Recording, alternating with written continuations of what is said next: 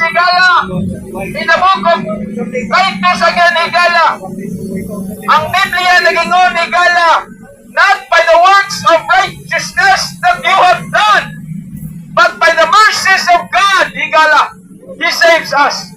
Maunang Higala, dili tungod sa atong mga kibuhat, dili tungod sa atong mga binuhatan, na kita makaangkon og kaluwasan. Dili pinaagi sa atong relihiyon, dili pinaagi sa atong tradisyon.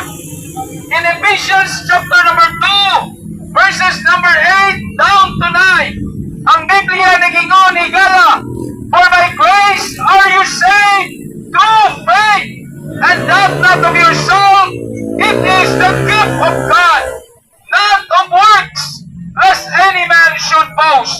Higala, sa Bisaya pa, tungod sa grasya, ikaw naluwas, pinahagi sa bagto. Higala, ang kaluwasan, pinahagi sa grasya. Unsa man ka ng grasya, ang grasya, Higala, pabor. Pabor na gihatag sa Diyos.